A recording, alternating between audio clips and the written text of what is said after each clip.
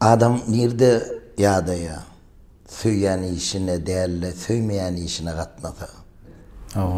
Bir topar adam halamayan, söylemeyen, yigrenyen işine 40 yıl katnap, her gün kösönüp, o tayda da hiç saat döretmeyen, hem özünü kösep, hem ol işi kösep. Şeydip, in sonunu, vah, men şüleken, men kârim başka kendiye ol, onu izine kaytarıp bulmayan da hatta, vaqt diyende, in esası, hiç kimin çare edip bilmeyeceklerdi.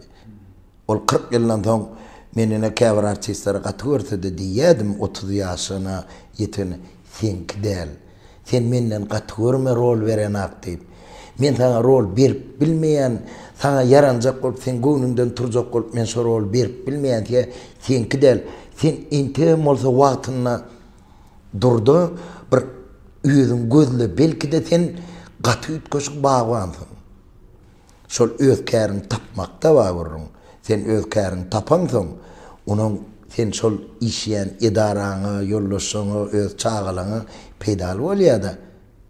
Of, evden gitmeli, neçe bollu, ay sağa 9 bol. Of, koğuş giymek ağır.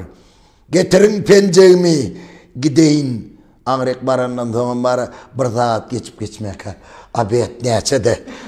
Bunağa tuğdak gidiyor diye oturdum. Sen o kârede, idarada peyda ol. Men on yalı adamların bilyen ki, altı olman geçtay diye. Te o tayda ne emetçen mi la? Adın diyen diyorum. Teatra vardın ne emetçen bilyen, kuvveriyen, söyleyen o kâri. Parada varyan ne emetçen bilyen, ruhiyada varyan, aydımları bilyen. Onun hemme daha da yenil yetişip, abiyadam yadına tüşanak, çörüğü mellingem yadına tüşanak. Esası sebebi şol, söylemeli kârın.